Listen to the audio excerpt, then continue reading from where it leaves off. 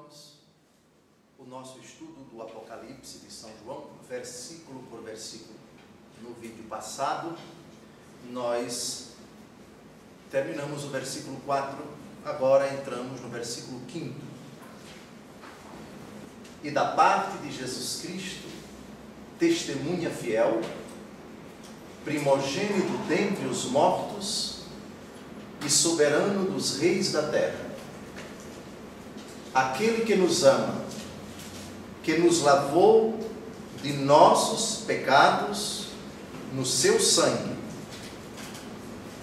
Me permitam ler, já que a frase está inacabada do versículo 5, ler o versículo 6 somente para concluirmos a frase que começou depois do ponto. Aquele que nos ama, que nos lavou no seu sangue, e que fez de nós um reino de sacerdotes para Deus e seu Pai, glória e poder pelos séculos dos séculos. Amém. Fiquemos por enquanto somente no versículo 5. Jesus Cristo aqui é qualificado com alguns títulos. Nós já vimos testemunha fiel. Não é o momento de nós explicarmos esse texto, porque a explicação está na explicação do versículo 2. O testemunho de Jesus Cristo, que é chamado testemunha fiel. Desse título já tratamos. Primogênito dentre os mortos. O que significa? A expressão primogênito, nós sabemos etimologicamente, o primeiro que é gerado. Mas Dom José, gerado dos mortos? E a morte gera alguma coisa? O que significa essa expressão? Esse texto aparece em 2 cartas de São Paulo. Quer dizer que foi o primeiro homem a quem a morte não conseguiu deter. E como tal, não é o único, nem o último, mas o primeiro dentre muitos. Então, a expressão primogênito não é aplicada à morte, não é a morte que gera, em primeiro lugar, Jesus Cristo. Não, exatamente o contrário. Foi o primeiro que, morto, não conseguiu ser retido pela morte. Logo, ressuscitou. Então, a expressão quer dizer o primeiro que ressuscitou dos mortos. Vamos ver o texto, primeira carta de São Paulo aos Coríntios, capítulo 15, versículo 20. Mas não. Cristo ressuscitou dentre os mortos como primícias dos que morreram. A expressão primícias é muito cara ao Antigo Testamento. O que eram as primícias? Era o seguinte: os agricultores, e Israel era uma nação primeiro nômade, andava de um canto para o outro. Depois ela se sedimentou, tomou posse da terra prometida. E aí as tribos ganharam seu quinhão, por assim dizer. Israel, não a de hoje, porque a de hoje é menor do que a Israel bíblica, do tempo de Josué, do tempo de Davi, do tempo de Salomão. É menor por causa da questão palestina, tem os territórios ocupados, tem a faixa de Gaza e assim por diante. Mas Israel dividiu, por assim dizer, a terra pelas tribos, com exceção da tribo de Levi. A grande maioria dos israelitas era agricultora. O povo vivia do campo, plantava, criava animais também, evidentemente, mas era uma nação basicamente agrícola, pecuária também. Vamos lá. Então, os agricultores, depois da semeadura, e essa é uma experiência que todos nós temos, quando se planta, algumas plantas crescem mais rápido que outras, e logo amadurecem, produzem frutos primeiro que outras. Quando isso acontece, o agricultor vai para o campo, colhe, então é a primeira colheita. Esse produto era levado para o templo, para a casa de Deus, era consagrado a Deus. Isto é, os primeiros frutos. Então, essa expressão usada por São Paulo, 1 Coríntios 15, 20, mostra o sentido da expressão primogênito dentre os mortos, ou seja, ele é primícias dos que morreram. De todos os que morreram, Jesus foi o primeiro a ressuscitar. E agora, Colossenses, capítulo 1, versículo 20. Vamos ler a partir do versículo 19. Porque aprouve a Deus fazer habitar nele toda a plenitude, e por seu intermédio reconciliar todas as criaturas consigo, por intermédio daquele que é o preço do próprio sangue na cruz, restabeleceu a paz a tudo quanto existe na terra e nos céus. No versículo 18, ele é a cabeça do corpo da igreja. Ele é o princípio, o primogênito dentre os mortos, e por isso tem o primeiro lugar em todas as coisas. Reparem que Jesus aqui tem a primazia, não tanto por ser Deus, mas por ter ressuscitado dos mortos. Por isso, propriamente, Jesus é Senhor somente com a ressurreição. É primogênito dentre os mortos, não por ser maior do que todos os que morreram, mas por ter ressuscitado. Isso é o que torna nosso Senhor, e esse é o teor do hino cristológico de Filipenses capítulo 2, de 6 a 11.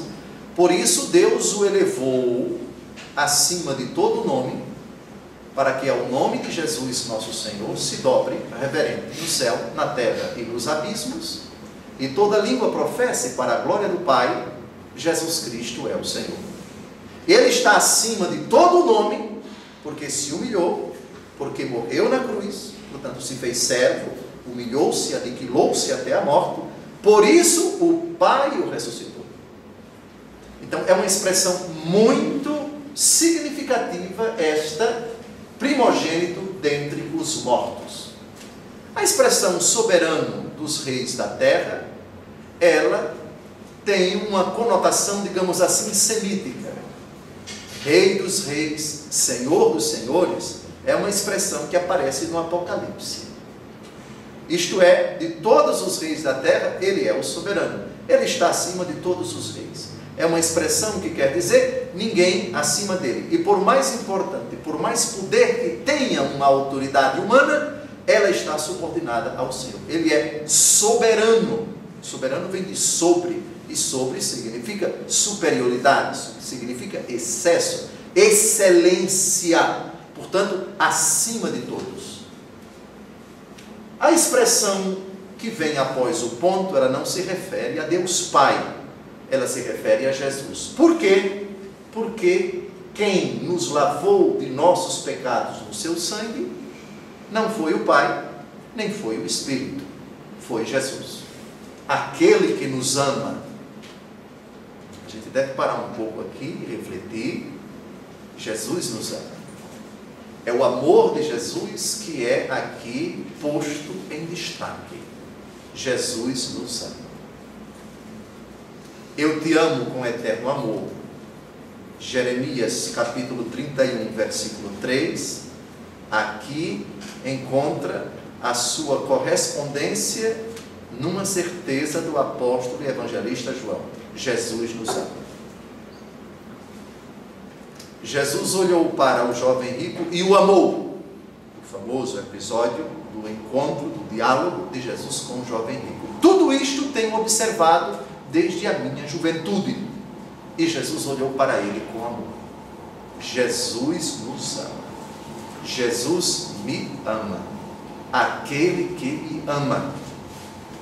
Não tanto, ou não em hipótese alguma, aquele que me condena, aquele que me julga. Jesus não condena ninguém, nem o Pai, nem o Espírito Santo. Jesus julgará um dia, porque ele vem sobre as nuvens com poder e glória. Certo, é um título que não podemos esquecer, não para nos assustar, mas aquele que vem para nos julgar, nos ama. E como é belo saber, como é confortador, como é edificante, como é transformador, saber que aquele que derramou por nós o seu sangue, nos ama, derramou o seu sangue por amor. Jesus nos ama. Próximo versículo. Apocalipse, capítulo 1, versículo 6.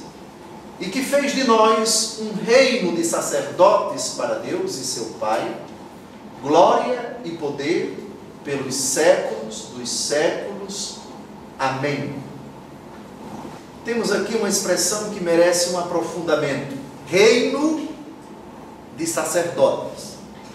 A expressão sacerdote, corriqueiramente, em âmbito da Igreja Católica, é reservado, é aplicado, é compreendido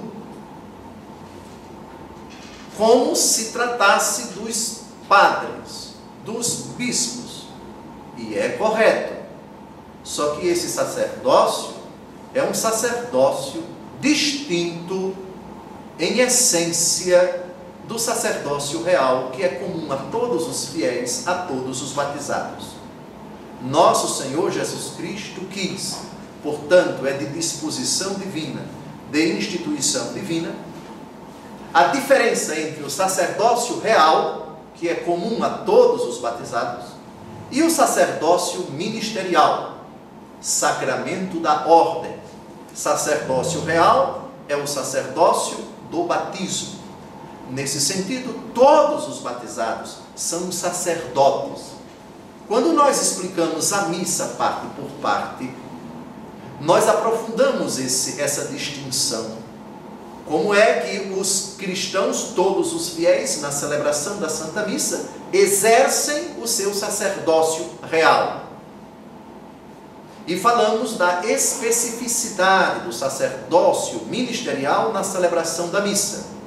Na celebração da missa, o sacerdócio real tem uma participação ativa, mas os fiéis não podem fazer determinadas coisas na celebração, determinados gestos, determinados ritos, não só as palavras da consagração, mas determinados momentos da missa que são reservados exclusivamente ao sacerdote, portanto, padre ou bispo, porque isso é específico do sacerdócio ministerial, do sacerdócio ordenado.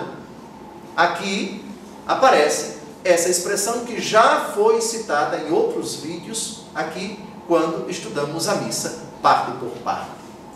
Um reino de sacerdotes. Por quê?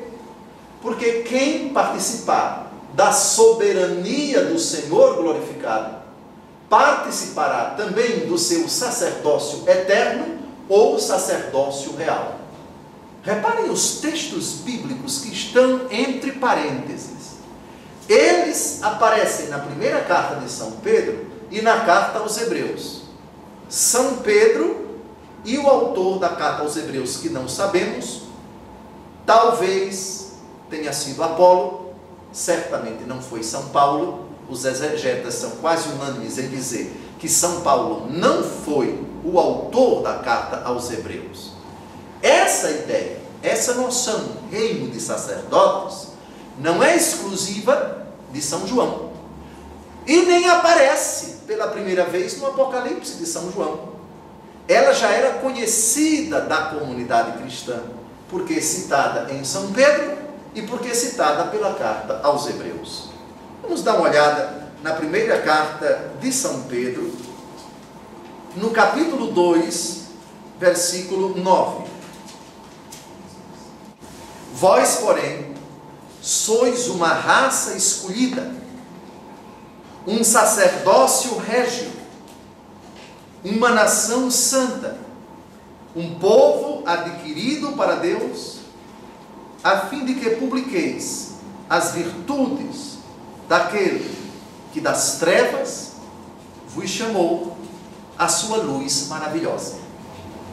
Sacerdócio régio. Régio, vocês sabem, é o adjetivo próprio de rei. É um sacerdócio real, um sacerdócio impregnado pela realeza. Mas que realeza, Dom José? Cristo Jesus ressuscitado. Nele e por ele. E com ele somos sacerdotes. Depois nós veremos o que é que o sacerdote oferece. Aliás, isso nós já vimos quando tratamos da missa parte por parte. Vamos agora à carta aos Hebreus, capítulo 5, versículo 6. Tu és sacerdote eternamente, segundo a ordem de Melquisedeque. Esse qualificativo, esse título de Nosso Senhor na carta aos Hebreus é muito claro: sacerdote. A expressão sacerdote eternamente segundo a ordem de Melquisedeque, quem veio à missa do domingo passado, às 7h30 da noite, eu penso que modestamente foi dito, foi explicado, mais ou menos, mesmo porque Melquisedeque apareceu na primeira leitura do domingo passado, vocês lembram? Porque ele é segundo a ordem de Melquisedeque, segundo a linhagem de Melquisedeque. Porque Melquisedeque não tinha linhagem. Porque é uma personagem que aparece misteriosamente e desaparece misteriosamente. Portanto, ninguém sabe de onde veio, nem para onde foi. Logo, é imagem do Senhor que é eterno. Não teve princípio, nem terá fim. Sacerdote eternamente. Trata-se de um sacerdócio eterno, em contraposição ao sacerdócio levítico do Antigo Testamento, que era pautado na linhagem, de pai para filho. Se pertencesse à tribo de Levi e fosse macho, entenda-se, do sexo masculino, tinha que ser sacerdote. Portanto, um sacerdócio pautado na carne, pautado no sangue, pautado na submissão, na sujeição ao tempo, à caducidade e à morte. Já o sacerdócio de Nosso Senhor Jesus Cristo, não. É um sacerdócio eterno, que não morre nunca. Em contraposição, repito, com o sacerdócio levítico da antiga aliança. Muito bem, pulemos para Hebreus capítulo 7, versículos 17 e 21. Porque está escrito: tu és sacerdote eternamente, segundo a ordem de Melquisedeque. E no versículo 21, para ele, ao contrário, interveio o juramento daquele que disse: jurou o Senhor e não se arrependerá, tu és sacerdote eternamente. Pois bem, como é que nós participamos do sacerdócio do Senhor? Eu já respondi: pelo batismo. Todos os batizados, inclusive os não católicos, desde que com água, em nome do Pai, do Filho e do Espírito Santo, considerando a frase de São Paulo, há uma só fé, um só Senhor e um só batismo, nós reconhecemos que fora da Igreja Católica, todos aqueles que foram batizados com água, em nome do Pai, do Filho e do Espírito Santo, os que foram batizados tiveram a intenção de ser batizados, quiseram ser batizados, e quem os batizou teve a intenção de fazer o que a igreja faz, batismo válido. Se tais pessoas um dia manifestarem o propósito de entrar na Igreja Católica, elas não podem ser batizadas de novo, porque o batismo é um sacramento que imprime caráter, logo não pode ser reiterado, não pode ser repetido. Está claro? Pois bem, quem participa do sacerdócio daquele que morreu e ressuscitou pelo batismo, que é uma participação efetiva na paixão, morte e ressurreição de Cristo, experimenta, é detentor dessa soberania do Senhor glorificado. Sua morte redentora foi o seu serviço sacerdotal diante de Deus. O sacerdote é aquele que oferece o sacrifício. Se Jesus é sacerdote, qual foi o sacrifício que ele ofereceu? Seu corpo, sua alma, sua divindade, sua existência terrena. Ofereceu sua vida inteira ao Pai. Vejamos essa a fundamentação do que acabamos de falar em Hebreus 9, versículos de 11 a 12. Porém, já veio Cristo, sumo sacerdote dos bens vindouros, gravem essa expressão, sumo, isto é, supremo. Não há outro sacerdote fora dele.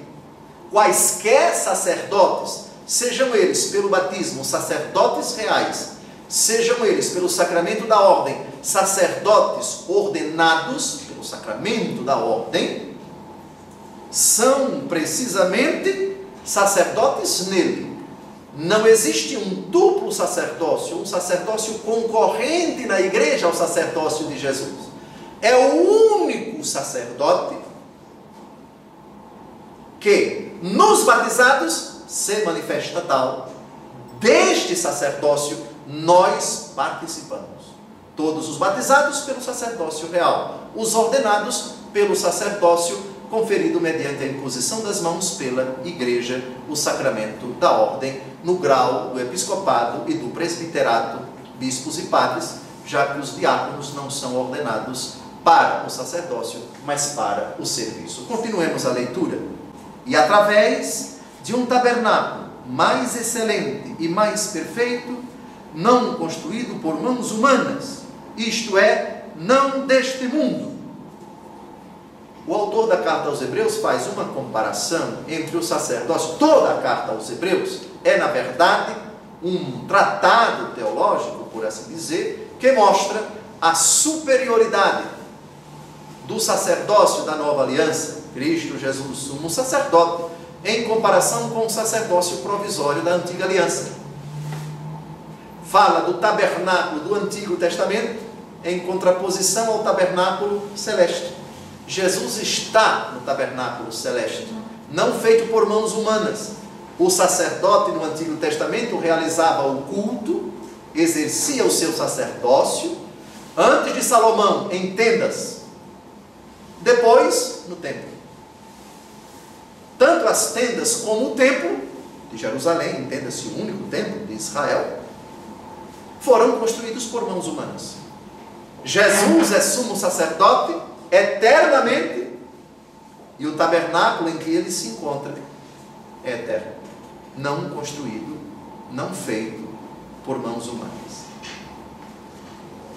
Da participação no seu ofício sacerdotal diante de Deus, portanto, Jesus continua a exercer o seu sumo sacerdócio no céu, perante o Pai, resulta também para os fiéis encher-se de seus conhecimentos sacerdotais para com Deus. Vejamos o que diz Hebreus, capítulo 10, de 8 a 10. Disse primeiro: tu não quiseste, tu não recebeste com agrado os sacrifícios, nem as ofertas, nem os holocaustos, nem as vítimas pelo pecado, quer dizer, as imolações legais. Em seguida ajuntou: eis que venho fazer a tua vontade. Assim, aboliu o antigo regime e estabeleceu uma nova economia. Foi em virtude desta vontade de Deus que temos sido santificados uma vez para sempre pela oblação do corpo de Jesus Cristo. Nós estamos aqui matizando, estamos comprovando, estamos explicitando a expressão do Apocalipse citada no versículo 6, reino de sacerdotes. Não se envergonhem, não pensem que é pretensão dizer que vocês são reis e rainhas, porque são um reino de sacerdotes. Muito bem, então, de novo, da participação no seu ofício sacerdotal diante de Deus, resulta também para os fiéis encher-se de seus sentimentos sacerdotais para com Deus, bem como de sua disponibilidade para servir de mediador entre Deus e o mundo. Se o sacerdote, na celebração do culto, faz as vezes do povo perante Deus e faz as vezes de Deus perante o povo, ele é pontífice, ele faz a ponte, ele é mediador. O papel do sacerdote é ser o meio pelo qual os fiéis apresentam a Deus o sacrifício. E é o meio pelo qual Deus aceita o sacrifício oferecido pelo povo. Vejamos, nós mediadores entre Deus e os homens.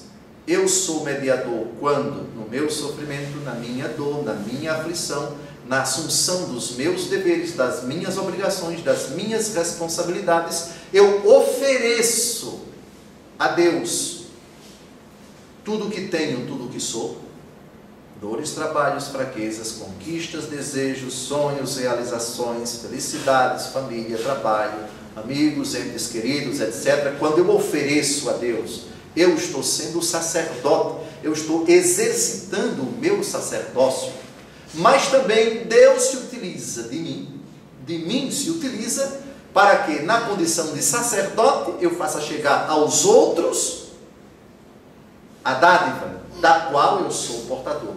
Se eu sou um outro Cristo, se em mim Cristo realiza o seu sacerdócio, os homens se tornam assim os destinatários de uma proposta, de um desejo, de um plano de Deus para salvar a todos.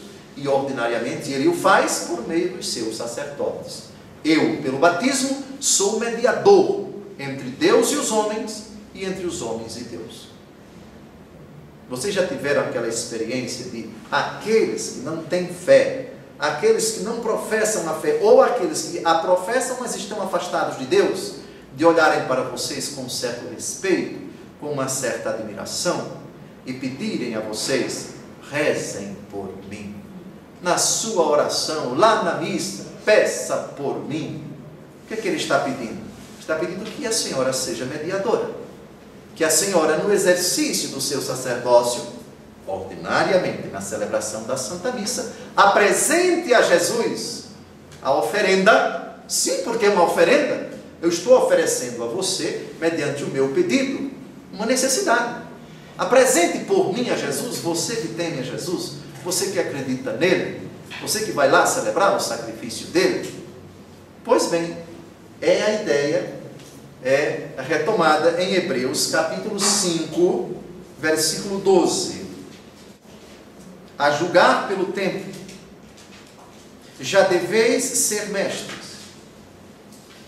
Contudo, ainda necessitais que vos ensinem os primeiros rudimentos da palavra de Deus, e vos tornastes tais que precisais de leite, em vez de alimento sólido.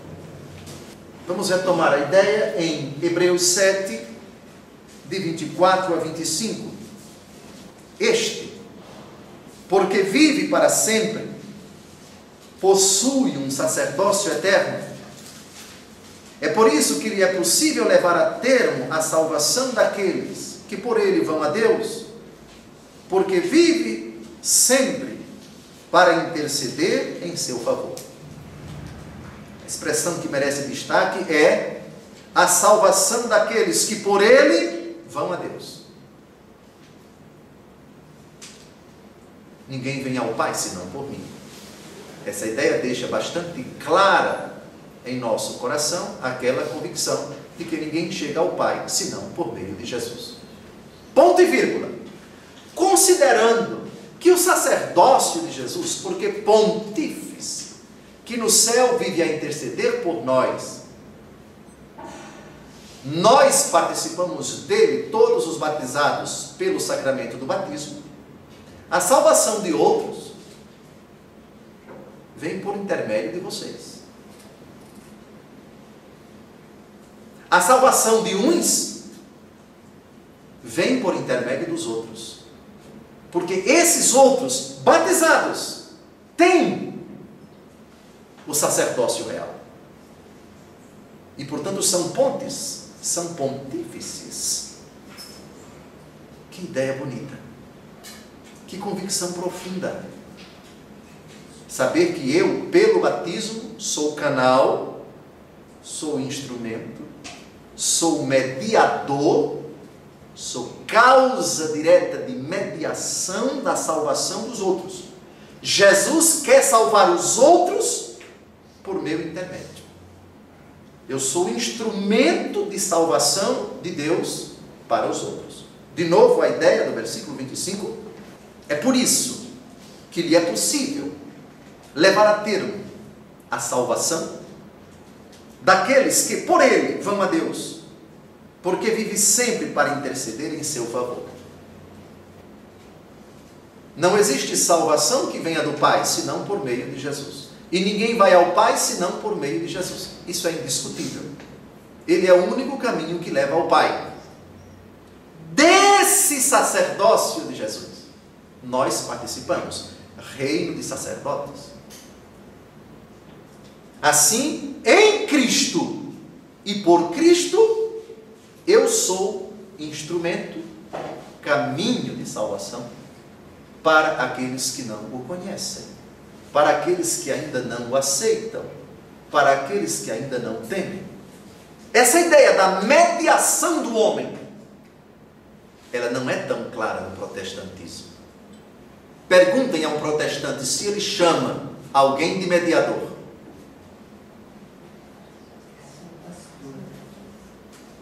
Eles dizem, o único mediador é Jesus. Essa ideia que aparece na 1 Timóteo, capítulo 2, versículos de 4 a 6, Deus quer que todos os homens se salvem e cheguem ao conhecimento da verdade, porque há um só Deus, um só Senhor, um só mediador entre Deus e os homens, Jesus Cristo, o homem. Ela não é compreendida no sentido de que nesse único mediador, Cristo quis que nós participássemos dessa única mediação dele com relação ao Pai e fôssemos mediadores no mediador. Eles não têm mais vinho. Essa frase vocês sabem quem pronunciou. Alguém que foi mediadora entre os empregados da festa, que não tinham mais vinho para servir, e Jesus. Claro que quem realizou o milagre foi Jesus. Jesus, porém, na condição de único mediador entre Deus Pai e os homens, não exclui que outros peçam por outros junto a Jesus. Um reino de sacerdotes, um reino de pontífices, um reino de mediadores.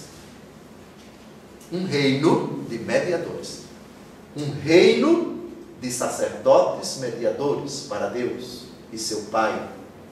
Glória e poder pelos séculos dos séculos. Amém. Bem, essa doxologia, essa exaltação, essa atribuição de glória e de poder, ela é decorrente de uma convicção: Jesus Cristo é Deus. E se é Deus, é digno de glória, é digno de poder. A expressão séculos dos séculos, não quer dizer que na eternidade existem séculos, 100 anos e depois 100 anos e depois 100 anos, uma abundância de séculos. Não. É uma expressão semítica que significa eternamente, para sempre. Para sempre. Claro, cuidado para não levarmos ao pé da letra a expressão pelos séculos dos séculos, não é? Per omnia secula seculorum. É uma expressão que quer dizer, na linguagem semítica, eternamente. Isto é como se os semitas dissessem: a eternidade é uma realidade tão grandiosa que ultrapassa o tempo. Tudo que você falar em termos de séculos não consegue esgotar essa realidade que é a eternidade.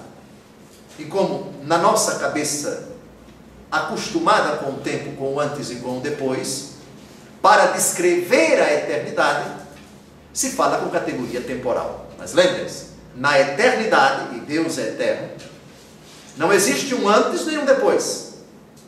Existe apenas o presente. Mas José, como é que é isso? Se nós estamos aqui com um relógio e estamos acostumados ao antes, ao depois, enfim. Certo, isso é no tempo. Eternidade não tem antes, não tem depois.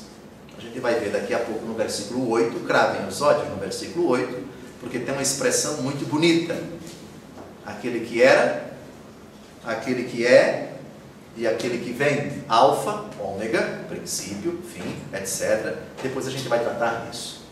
Então, Apocalipse capítulo 1, versículo 6, eu acredito que as ideias centrais foram mais ou menos mastigadas. Vamos ao versículo 7. Ei-lo que vem com as nuvens, todos os olhos o verão, mesmo aqueles que o traspassaram. Por sua causa hão de lamentar-se todas as nações da terra. Sim, amém. Amados, esse versículo causa um pouco de apreensão. E acho que a intenção dele é exatamente esta. A vinda de nosso Senhor Jesus Cristo vai ser causa de alegria para uns e de lamento para outros. A presença de Jesus, que durante sua vida pública causou alegria para uns, causou incômodo para outros. O demônio, por exemplo, em certas ocasiões, se irritou profundamente. Que há entre nós, sei quem tu és, o Santo de Deus, vieste aqui para arruinar-nos, diz o demônio na sinagoga, no capítulo 1 do Evangelho segundo Marcos. O episódio dos porcos, dos gadarenos, que pedem para Nosso Senhor se retirar, os adversários de Nosso Senhor em Nazaré da Galileia, que ficam irritadíssimos com a pregação de Jesus, isso sem falar dos desafetos de Nosso Senhor, se é que podemos dizer assim, os seus inimigos, os seus adversários, que ficavam profundamente irritados a cada pregação, a cada discurso de Nosso Senhor, revelam todos esses fatos, que Jesus nunca foi uma unanimidade, que a presença de Jesus era uma presença, digamos assim, paradoxal. Uns gostavam, outros não gostavam. Aliás, isso já estava contido, já foi dito na profecia de Simeão, quando nosso Senhor Jesus Cristo foi consagrado no templo. Eis que uma espada transpassará a tua alma, esse menino será sinal de contradição para muitos em Israel, causa de soerguimento também. Pois bem, também vai ser no fim dos tempos. Quando o Senhor vier em glória, lembrem-se, não vai ser aplaudido por todos, não. Muitos vão se lamentar. Porém, a causa da lamentação não é Jesus. A causa da lamentação serão eles. Meu Deus, quanto tempo eu perdi na terra. Meu Senhor, quantas imundícias eu alimentei, quantos pecados eu pratiquei, quantos males eu fiz, quanta perversidade eu cometi. Eu desperdicei o meu tempo, eu não levei a sério a minha santificação, eu morri em pecado mortal, agora é tarde demais. Esse é o lamento, esse será o choro. Jesus vai levantar suas chagas gloriosas. Foi por vocês. Eu morri por vocês. O que mais eu poderia ter feito por vocês? E vocês não levaram a sério. Agora é tarde. Agora é tarde. Jesus já advertiu isso, não somente no famoso texto de Mateus, capítulo 25, o juízo final, quando ele vier em glória, toda a humanidade será dividida em dois grandes flancos. O Senhor colocará os eleitos à direita e os condenados à esquerda e emitirá o seu juízo, enfim. Antes disso, nosso Senhor Jesus Cristo, na parábola de Lázaro e do rico Epulão, mostra, Lázaro foi para o seio de Abraão e o rico foi para os tormentos do inferno. E ele se lamentou lá naquele sofrimento terrível. Tarde demais. Tarde demais.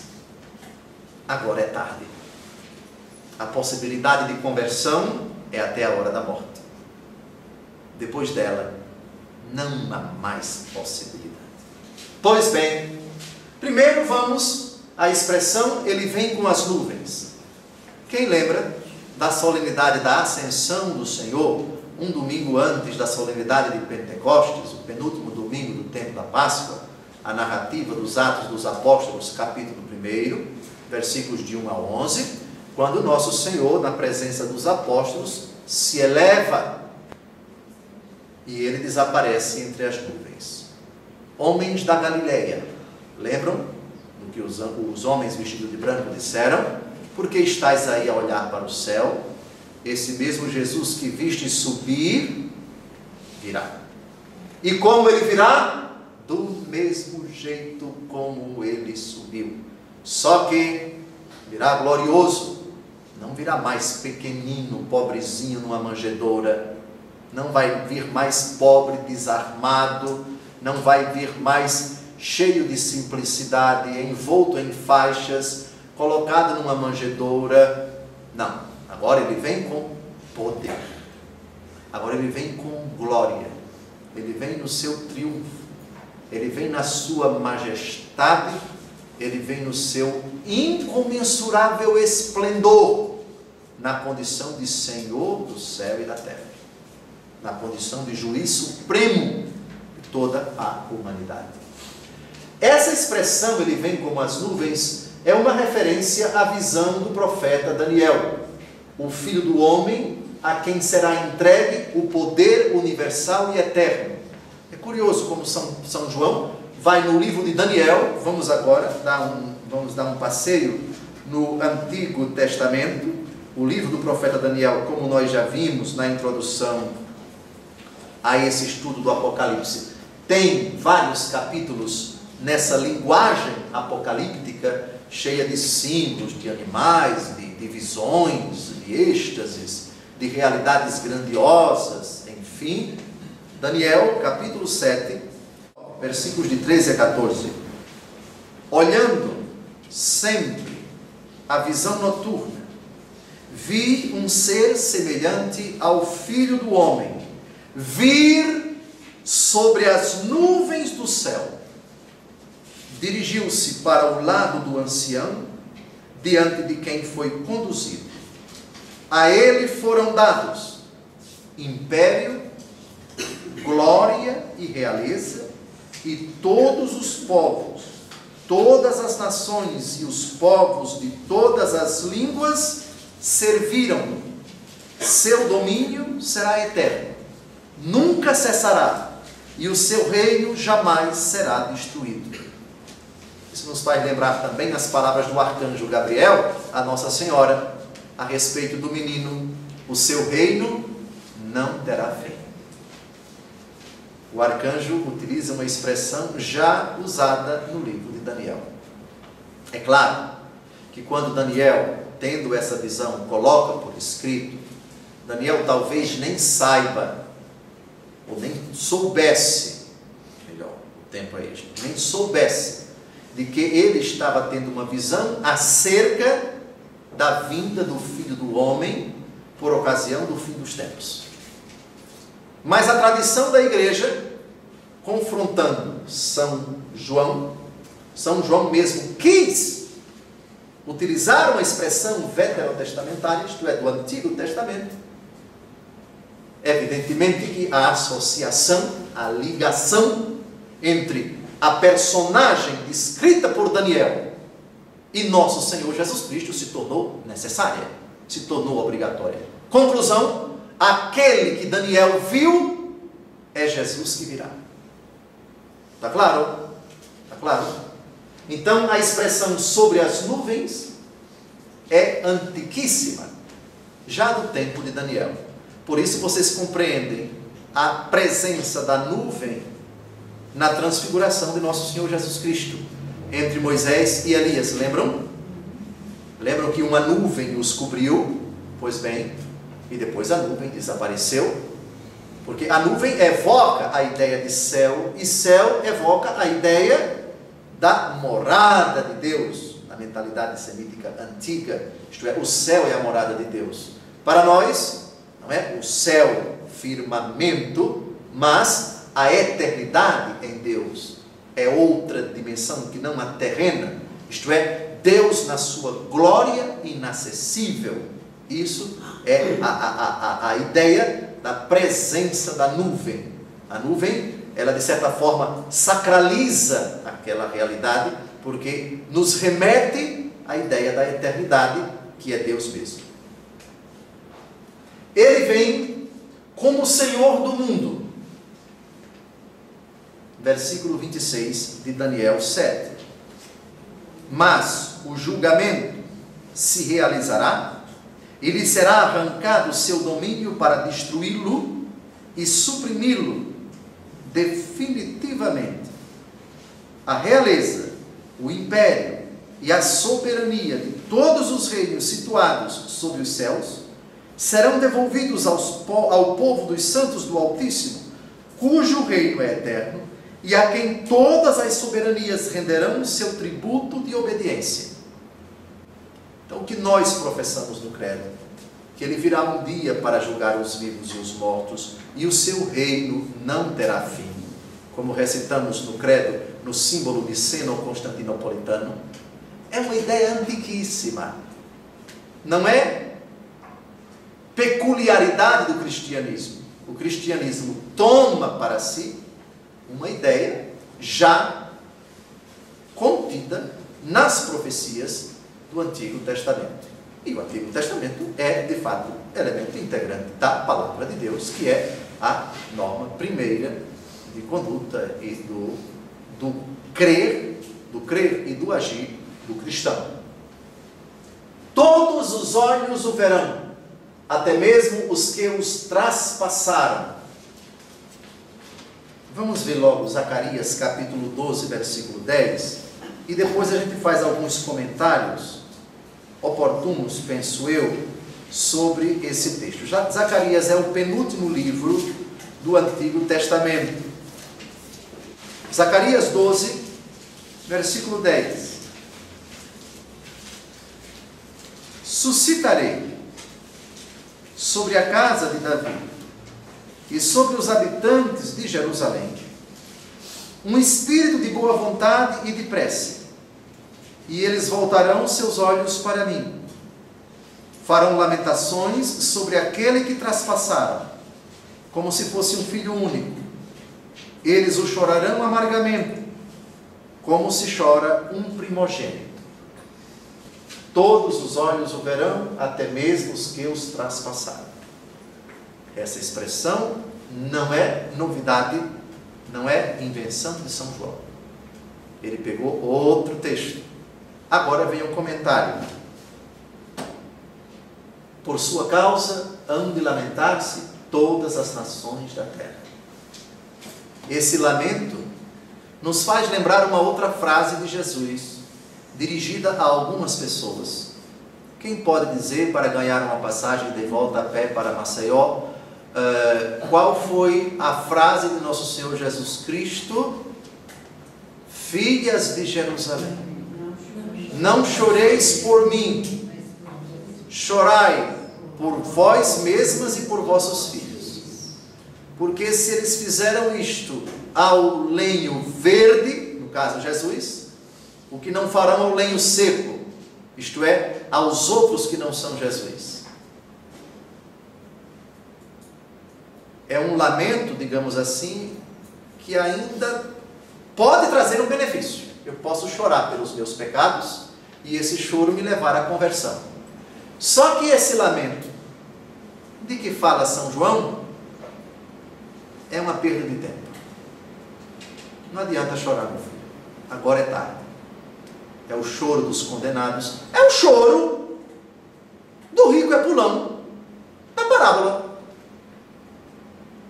Nos tormentos do inferno, todo mundo sabe aqui a parábola de Lázaro e do rico. O rico, nos tormentos do inferno, se lamentou e pediu ao pai Abraão para que uma gota d'água fosse colocada para saciar, para aliviar os tormentos do condenado. Não é possível. Portanto, o choro, o ranger de dentes, o lamento, se eu pudesse, se eu tivesse tempo, se eu tivesse uma outra oportunidade. Há determinadas pessoas que chegam ao cúmulo de dizer, vocês já ouviram alguém dizer, mas eu acho que Nosso Senhor devia dar uma outra chance, porque fulano morreu, mas foi tão rápido. Ele morreu assim tão bruscamente. Será que ele se arrependeu? E se ele não se arrependeu? Não seria melhor uma outra chance? Alto lá. Cada segundo de nossa vida é uma chance. Então, se repararmos bem, se eu escolher aqui alguma pessoa de 50 ou 55 anos de idade, considerando a partir da sua adolescência, portanto, vamos colocar aqui 40 anos da vida dessa pessoa, multiplique isso por 365, quantidade de dias, multiplique isso por 24 horas, multiplique isso por 60 minutos, multiplique isso por 60 segundos, e aí você tem o número de chances que ele teve ao longo da vida. Isso de dizer que, olhar para o bichinho que está condenado e dizer, Jesus não deu uma outra chance, não, isso não. Pode parecer sedutora a proposta daqueles que dizem, mas você morreu, vai ter uma outra chance, a sua alma vai sair do corpo na hora da morte, vai entrar no corpo de uma criança que acabou de ser gerada no ventre da mãe, e aí você vai ter outra chance nessa vida para reparar os males que você cometeu na vida anterior. Essa doutrina não é cristã. Reencarnação, nós respeitamos quem acredita nisso, mas já vimos o texto de Deuteronômio, capítulo 18, que considera o espiritismo abominável aos olhos do Senhor. Mas um respeito profundo por todas as religiões, mas a palavra de Deus é categórica. Então, isso de dizer, não, é preciso que a gente venha de novo para cá, para poder reparar, para podermos ter uma nova chance, porque a outra, meu Deus, eu fiz muitos males, mas eu morri tão rápido que é preciso voltar de novo. Essa ideia é absurda à luz da revelação cristã. Está claro? Muito bem. E vamos finalmente ao versículo 8. Eu sou o Alfa e o Ômega, diz o Senhor Deus, aquele que é, que era e que vem, o dominador. Aqui não temos nenhuma citação do Antigo Testamento, entende-se. Por quê? Porque o Antigo Testamento foi escrito em hebraico, e Alfa e Ômega são a primeira e a última letras do alfabeto grego. Grécia, não tem nada a ver com aramaico, com hebraico, perdão. Alfa e Ômega estão no começo e no fim do alfabeto grego. Assim também Deus, que enfeixa passado, presente e futuro. Está no começo da história como Criador, no meio da história como Salvador e Juiz, e no fim da história como o remate. Numa palavra, Ele é o Todo-Poderoso. A expressão dominador não pode ser entendida aqui no sentido pejorativo. Dominador pode ter um sentido pejorativo, né? Fulano é possessivo, fulano é, enfim, é arrogante, só ele pensa, só ele decide, só ele pode. Esse é o sentido pejorativo da palavra dominador. Lembrem-se que dominador vem de dominus. Dominus é senhor. Dominar é assenhorear-se de uma realidade. É ser o supremo. Está acima daquela realidade. Aquela realidade está sob o seu comando. Então é o sentido positivo. O dominador é aquele que detém em suas mãos toda a história. O passado, o presente e o futuro. Reparem a explicação de Alfa e do Ômega. No começo da história como Criador, tudo começa com Ele, tudo procede dEle, tudo vem dEle. No meio da história como Salvador e Juiz, e no fim da história como o remate. Tudo converge para Ele. Tudo será colocado, Ele mesmo dirá, por meio de São Paulo, na 1 Coríntios capítulo 15, como escabelo de seus pés. Então, é uma expressão, para nós muito cara, na vigília pascal, não sei se vocês se recordam, na hora da bênção do Círio Pascal, na hora em que o celebrante coloca cravos no círio representando as chagas de nosso Senhor Jesus Cristo, Está escrito alfa e ômega, inclusive escrito no Sírio Pascal, princípio e fim. Esse é um qualificativo que o próprio Deus toma para si. Muito obrigado.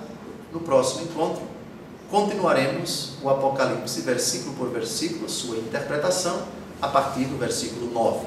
Boa noite.